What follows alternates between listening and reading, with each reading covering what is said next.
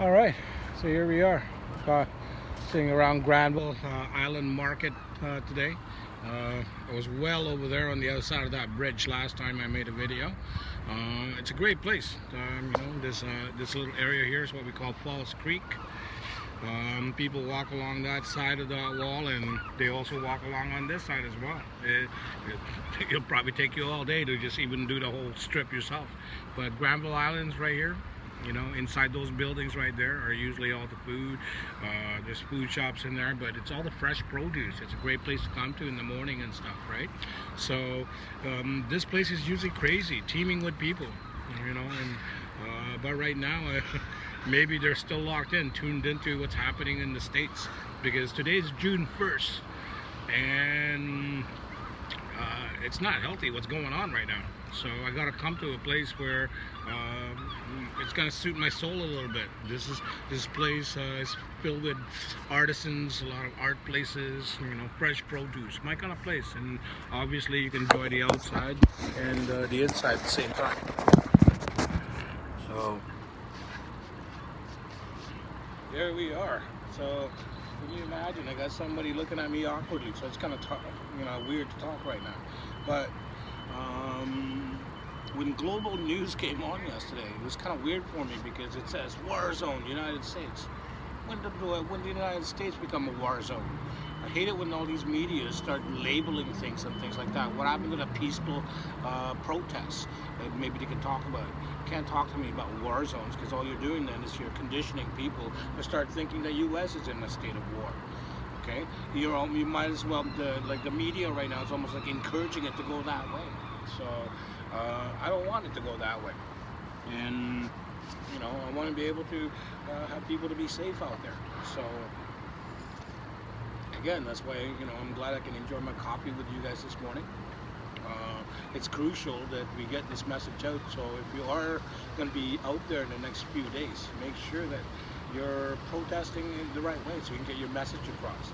And if there are people that's going to show up to start creating violence and stuff like that, then it's also partially your responsibility to keep those people down, because then they're messing up with what the actual look of what the protest is all about. It's not a protest anymore; it becomes a riot, right?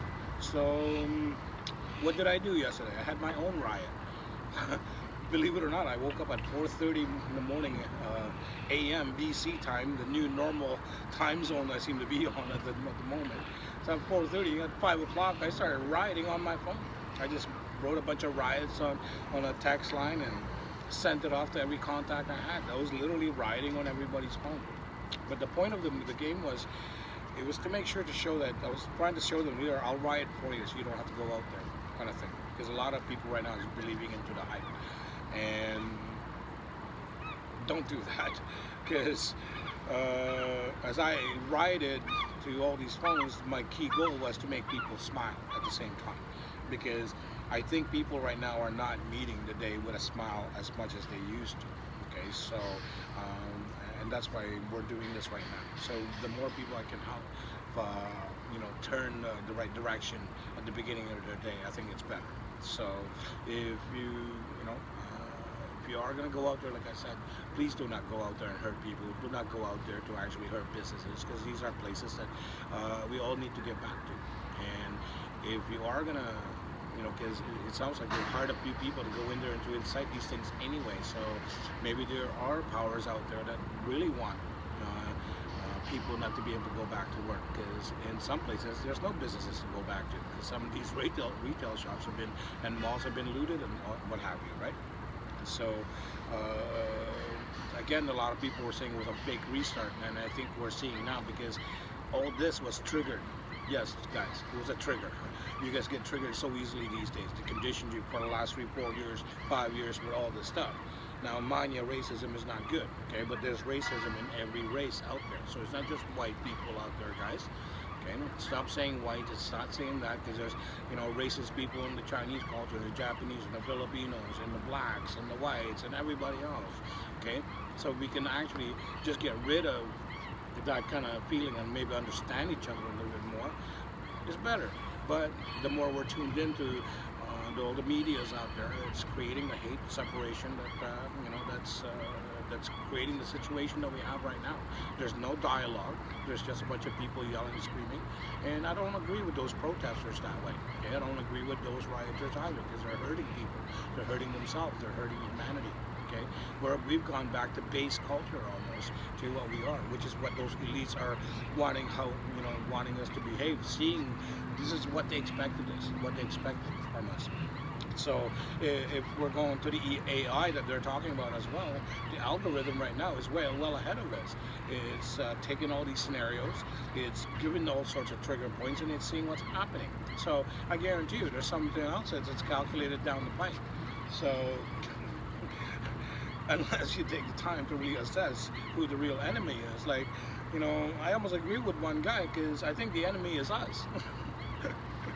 The government is against the AI anyway, because we are the virus, and maybe this is the time to get rid of this virus, and the only way they can do that is to create that separation. First of all, it's more dangerous in the States though, because everybody carries guns. But if this is about whites and black against blacks, that's been played out a long time, and that's not good, because whites live among blacks and blacks live among whites and things like that these days. That's how we live.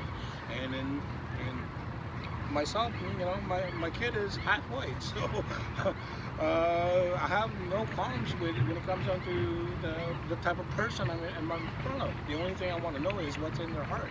Are you,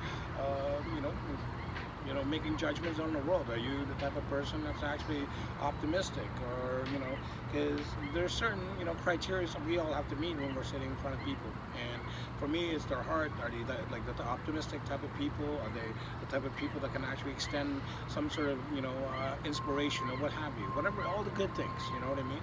So, but right now we're missing all that, because it's like I was talking about, like maybe 6-7 episodes ago, the spells, the magic spell that's been put on you right now. It's a hate spell, it's a separation spell, and it's working like a charm.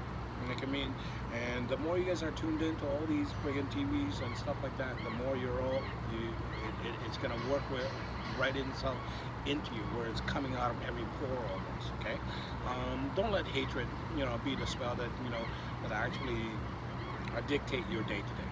And that's why I come out to places like this, is to make sure that we can actually get back to what we want for ourselves, because what we see on TV is definitely not what we want for ourselves. Mind you, there are people out there looking for this kind of drama, because the new generation especially, they love this kind of this stuff, the survivors, all the survival of the fittest, and all these things. And I'm not going to talk about those two protesting groups, because I don't think right now any of these groups are worth even mentioning on my own show, only because they've not represented what even what the protest was all about to begin with, right? And I don't even believe this George Floyd guy. Okay, this George Floyd guy is, because he was not a good man either, from other reports that I've seen. But at the same time, he's not. No man deserves to be kneeled down on the ground either. No one deserves that. Okay, whether you're a good man or a bad man, everyone deserves due process and things like that. So please don't lose the message. If the frustration is mainly because we've been all cooped up for the past 75, 80 days now, and this is the culmination of your frustrations, of our frustrations anyway. Let it show in a good way. March, walk, take a long walk on your protest instead of gathering in one spot and building the intensity. Keep walking on your protest and we can get it going. Enjoy your coffee today, guys. Long Style Surviving.